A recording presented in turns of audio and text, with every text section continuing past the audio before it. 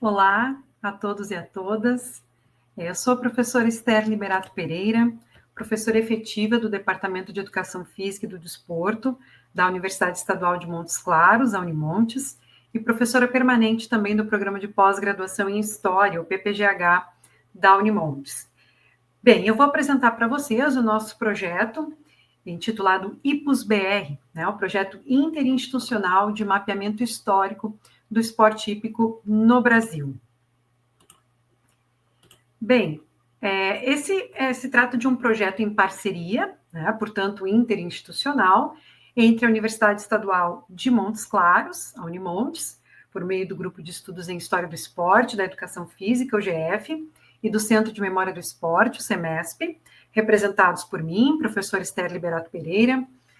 Parceria também entre a Confederação Brasileira de Hipismo, a CBH, representada pelo Alex Titã Lima da Silva, que é diretor das categorias de base e fomento da CBH, e também uma parceria com a Universidade Federal do Rio Grande do Sul, a URGS, por meio do Núcleo de Estudos em História e Memória do Esporte da Educação Física, o NEME, o Centro de Memória do Esporte, o CEME, e o Observatório do Esporte Paralímpico e Esportes Surdos, o OEPS, representados pela professora doutora Janice Zarpelon Mazo.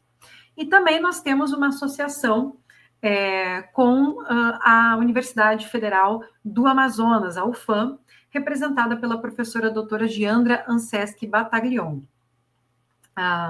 Portanto, se trata de um projeto que tem, como sua ideia geral, realizar um mapeamento, uma cartografia, um levantamento sócio-histórico dos esportes equestres brasileiros, em especial aqueles chancelados pela CBH, com base em fontes históricas, de diferentes naturezas, documentais, impressas, digitais, orais, imagéticas.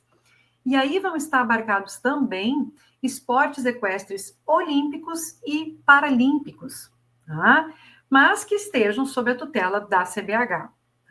O levantamento historiográfico de um determinado tema, ele é fundamental, não só para poder mapear aquilo que já foi realizado e produzido, sobre uma determinada temática, mas também por identificar as perspectivas mais concretizadas e produzidas dentro do tema, bem como também as lacunas de ação e de pesquisa.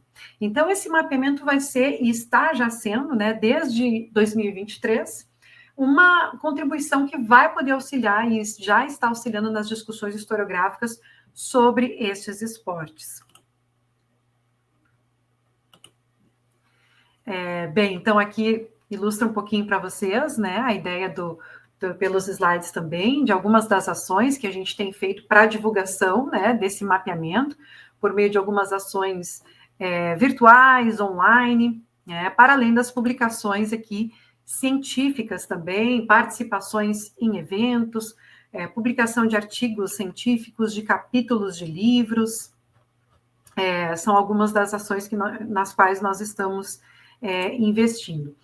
E para isso, então, a gente tem contado com uma equipe, que já possui uma composição tanto inicial como em andamento, composta por graduandos e graduandas, são acadêmicos e acadêmicas dos cursos de História e de Educação Física, são bolsistas de iniciação científica, tanto do CNPq quanto da FAPEMIG, que é a Fundação de Amparo à Pesquisa do Estado de Minas Gerais, mestrandos e mestrandas em História, também na área da Educação Física e Ciências do Movimento Humano, além também de professores e professoras, enfim, uma equipe aí, podemos contar, uma equipe bastante gabaritada aí para esse nosso projeto. Então, eu acho que o principal que eu tenho, assim, para resumir, esse nosso projeto nesse momento, seriam estes pontos, é um projeto guarda-chuva, com um recorte temporal bastante amplo, como um todo. Nós estamos iniciando por meio de uma narrativa um pouco mais genérica, que é até onde se tinha identificado registros até então, lá dos primeiros pontos de acontecimento, de registro de práticas equestres no país, como no torneio de cavalaria promovido por Maurício de Nassau, em 1641, e estamos passando aí pelas relações, por exemplo, entre a família imperial, o período imperial e as corridas de cavalos, a missão militar francesa, né, que chega ao país em 1922, portanto, aí, né, já há mais de um século, a criação da Escola de Equitação do Exército, né, portanto, nós já tivemos acesso aí a um acervo histórico da escola, a organização das próprias federações estaduais e a criação da CBH, a inserção e a história, uma história, né, dessas 9 disciplinas que são coordenadas pela CBH, né, iniciando pelas disciplinas que são olímpicas e também pelas paralímpicas. Então, aí nós temos o salto, o adestramento, o concurso completo de equitação, né, o CCE, e também os esportes paraequestres, né? Também temos o enduro, as rédeas, o volteio, o tambor e a atrelagem. Bem, só uma ressalva, né? No que se refere aos esportes paralímpicos, né? Paraequestre, a gente tem apenas o adestramento, né? Paraequestre. Bem, e a gente traz como um pequeno, breve destaque a prática dos saltos, né? Que geralmente ela é a mais difundida aqui no país, no Brasil, né? Ela é uma prática olímpica e pan-americana. E essa prova, né? Essa disciplina consiste numa prova que é realizada numa pista de areia ou de grama, onde o cavaleiro ou a amazona deve transpor, né, obstáculos aí montando no seu cavalo. E aí é de suma importância ressaltar, né, o fato de que o hipismo constitui uma das poucas práticas esportivas em que homens e mulheres competem no mesmo evento, né, e se trata muito, né, como uma prática, portanto, que traria, né, essa competição entre homens e mulheres com igualdade, mas, claro que por meio das nossas pesquisas nós estamos problematizando essa questão, né?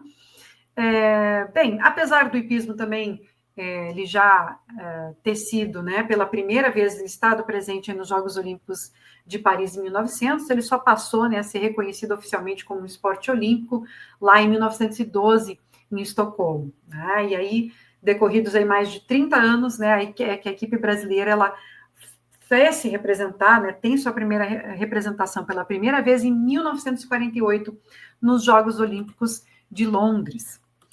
Bem, e apesar do hipismo ter sido incluído, né, nessa programação olímpica aí por mais de 40 anos, a participação ficou muito restrita aos homens, né? Foi somente em 1952, nos Jogos Olímpicos de Helsinki, que as mulheres passaram, então, a ser admitidas nas competições olímpicas de hipismo. Então, essa data aí se apresenta como um marco, né, na conquista de um espaço feminino das mulheres nessa prática esportiva equestre, que não seja apenas, né, permanecendo de forma exclusiva dos homens a partir daí, né?